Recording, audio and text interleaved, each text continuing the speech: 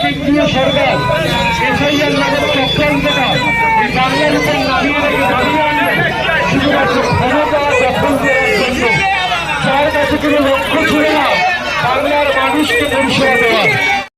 সেই সময়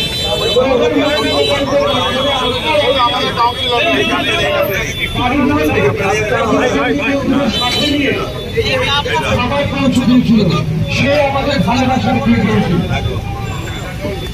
আমরা জানি সরকারি মমতা বন্দ্যোপাধ্যায়ের কাছাকাছি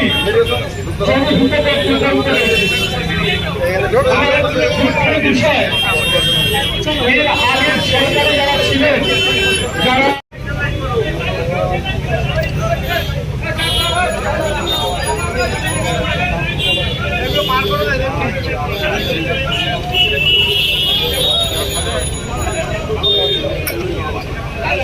জয় বাংলা।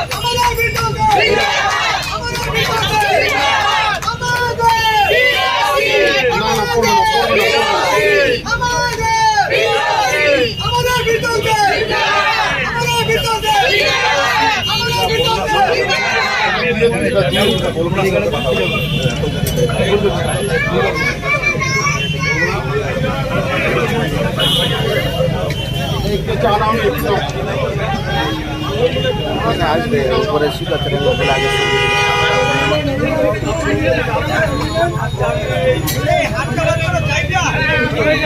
এটা একটা ন্যাচারাল বিষয়।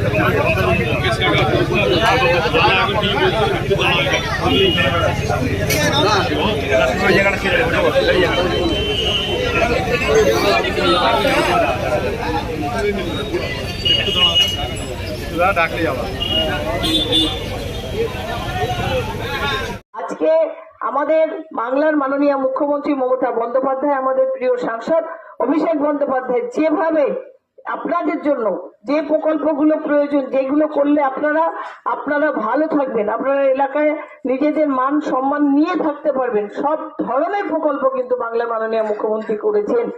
আমাদের প্রিয় নেতা, প্রিয় সাংসদ মাননীয় অভিষেক বন্দ্যোপাধ্যায়, তিনি প্রতিনিয়ত আপনাদের পাশে থাকছেন। তাই সবার কাছে আমার অনুরোধ, আপনারা সকাল সকাল গিয়ে জোড়া ফুল চিহ্নে ভোট দেবেন। 29শে এপ্রিল মুখ্যমন্ত্রী মমতা বন্দ্যোপাধ্যায়ের হাত শক্ত করবেন। আর আমি আপনাদের কাছে আবার আবেদন করতে এসেছি চতুর্থবারের জন্য। আপনারা আমাকে তৃতীয়বার আশীর্বাদ করেছিলেন বলে, আমি তৃতীয়বার বিধায়ক হয়েছি বলে আজকে আমার প্রধান অঞ্চলের সদস্য, উপপ্রধান সবাই আমরা একসঙ্গে আসছি এবং এই রাস্তা বিভিন্ন প্রকল্প নিয়ে আসছি। আগামী দিন আপনারা আবার চতুর্থবারের জন্য আমাকে আশীর্বাদ করবেন। আবার বিধায়ক হিসেবে নির্বাচিত হয়ে আমি কথা দিয়ে যাচ্ছি, আবার আপনাদের যে কাজটা বাকি আছে আপনারা বলবেন, আমরা সেই কাজগুলো সবটাই যাতে আপনাদের পাশে থেকে করতে পারি সেই সহযোগিতা করব। সবাই ভালো থাকবেন, সবাই সুস্থ থাকবেন। গোড়াদা একটু বলবেন।